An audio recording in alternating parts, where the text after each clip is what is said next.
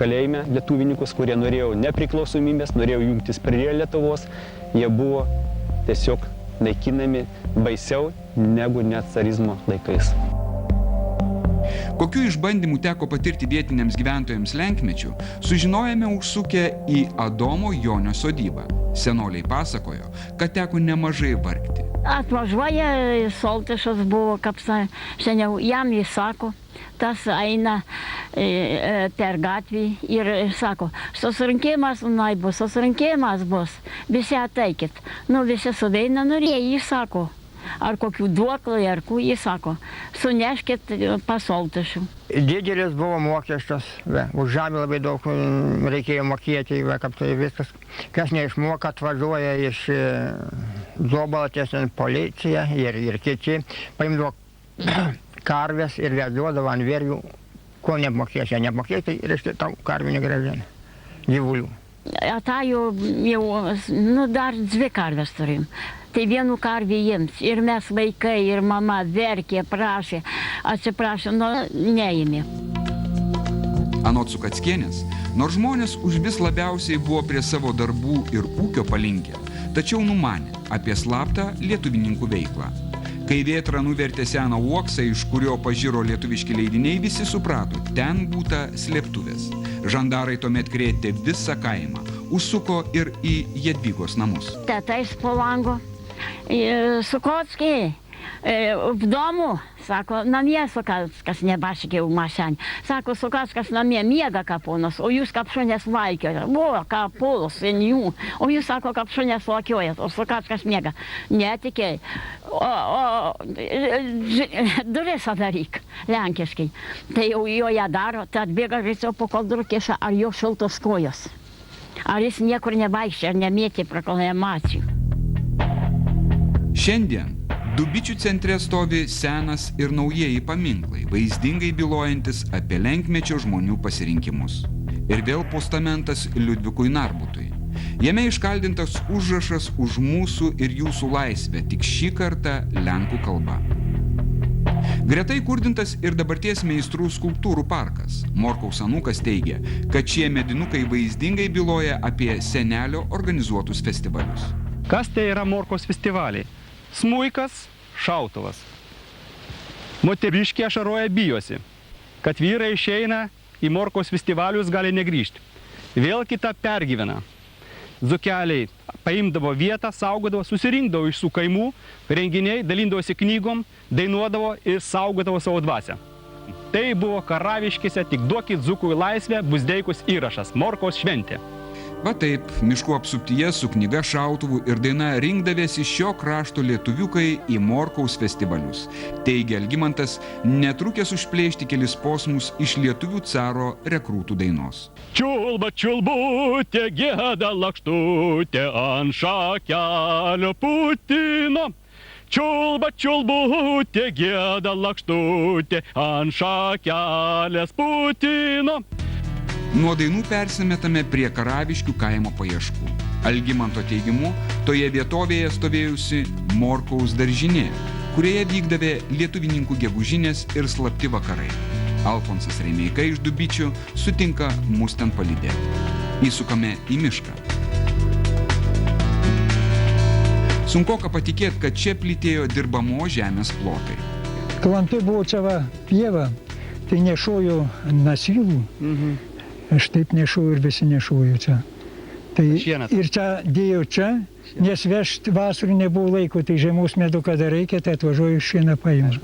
Tai čia 67 metais mano tėvas Juozas, jūs pažįstat Juozą? Kol? 23 metų gimimo, jisai čia mane vaikutį suagitavo kasti jūsų archyvo dzukų aukso. Aš galvoju, gausiu pinigų ir jis kažkur tai Bruzgių Karaviškėse, Bruzgių pievose, mane tuose bruzgynuose atvarė ir aš ją kasinėjau. Iš to kasinėjimo aš kažkur tai iškasiau vieną dėžę, kur yra, ir paskui daugiau nebenorėjau kasinėti, kadangi ten auksas buvo jūsų knygos, archyvas, protokolai, kas ten dalyvavo, gal ir jūsų ten pavardė yra, kurią dabar... Paliekame bruzgynus jau žinodami šios istorijos tęsinį. Čia aptiktos knygos atsidūrė muziejuje Paosupėje. Kitas mūsų sustojimas Kriokšlio kaime. Tai ką mena šitas namas? Yra išlikę daug dokumentų.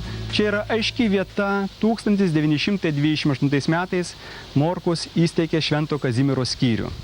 Tas skyrius buvo skirtas globoti ir mokyti jaunimui. Paskui iš tos skyriaus buvo jauno lietuvininkų, jaunų ūkininkų skyriai. Tai yra mokino juos ūkininkauti, mokino mylėti tėvynę, Lietuvą, mylėti šitą kraštą ir vėl puoselėti senųjų kilniųjų dzūkų tradicijas. Algimanto kalbas tikromis istorijomis ir prisiminimais sušildė Marijona Ratkevičienė. Anot jos, Kriokšlio ir gretimo Šumo gyventojai buvę labai vieningi. Atlaidai ir vasario 16-osios minėjimai čia virsdavę didžiausiamis šventėmis. Mergaitės buvo uniformas pasisiuvė. Jekutis, baltas bleskutis, liemenėlė ir ta liemenėlė nusakstyta žaliom, geltonom, raudonom tom sagutėm. Tos liemenėlės buvo tokios tamsios. Nu ir kepurytės buvo, su kepurytėm. Ir vytį. Nu ir eidavo ant atlaidų, pavyzdžiui, eidavo ant atlaidų tyčia apsirengę su tautiniais rūbais, įsivaizduoja. Ir nežinau, kokiais rudnių buvo atlaidas, kadangi juos užpuolė žandarai. Kliuvo nuo žandarų lietuvaičiams, kurie segėjo vyčius, bet ir šie neliko skolingi. Marijonos vyras už peštines su lenkų tvarkdariais gavo 3 metus kalėti Gardino kalėjime. Dar vieną lenkmečių surengtą kaimo lietuvininko akciją mena ši nuotrauka. O buvo taip. Kazimiero draugijos kryžių su trispalvė simbolika lenkų žandarai iškapojo ir nugriovė. Tada keli kaimo vyrai iš miškų parsinešę medžio pastatė naują. 33-aisiais prie jo pasodino kelis ąžuoliukus, Dariaus ir Girėno skrydžio garbei.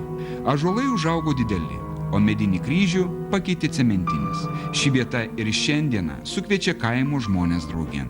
Prieš porą metų, kai Morkaus anūkas pasišovė atgaivinti lietuvininkų festivalius, čia šurmuliavo būrys artistų, giedojo chorai, aidėjo prakalbos.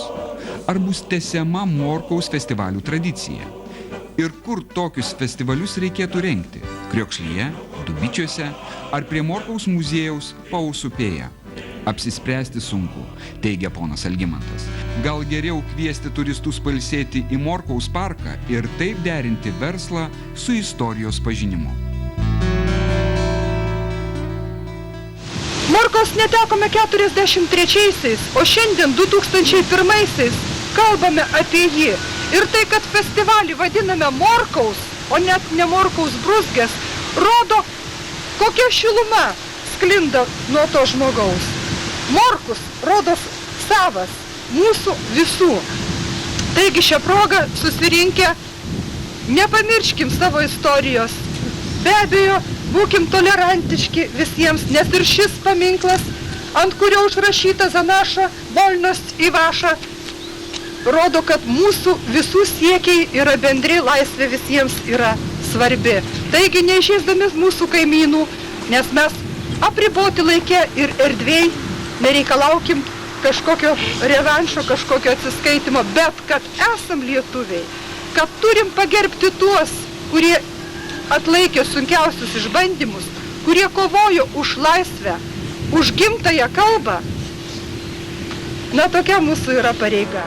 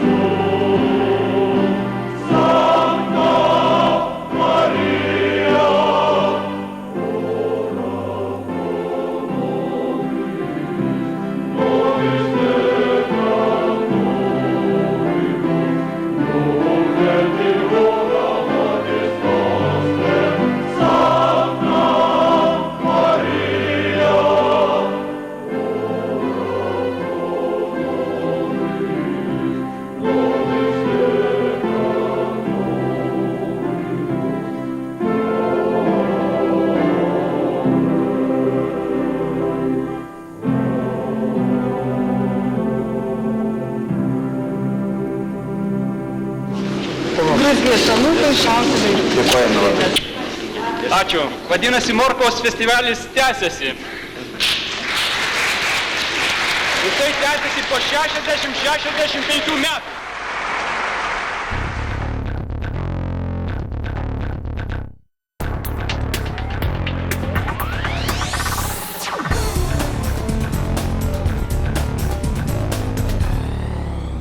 What attention was paid to that?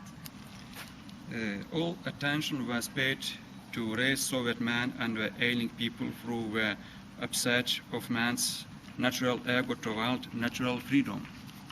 Ar tai pavyko? Were you successful? Ne, po 1993 metų susiformavęs atitinkamos grupės Leningrade, visas mūsų programą pavertė niekais, kai tautos lygis krito 50% žemiau lygio, kuris buvo jau akcentuojamas 80 metų lygyje. No, after 1993 an inverse process took place, and it lasts up till now. For example, modern Lithuanian nation exceeded the level of the ailing 50%. Meanwhile, the nation should have been harmonious and inspired. Ką jūs darote dabar, kad įgyvendintumėte savo pirminės organizacijos tikslą? What do you do now to realize the aim of your former organization? Šioje vietoje pasitarę su monsinjoru Kazimieru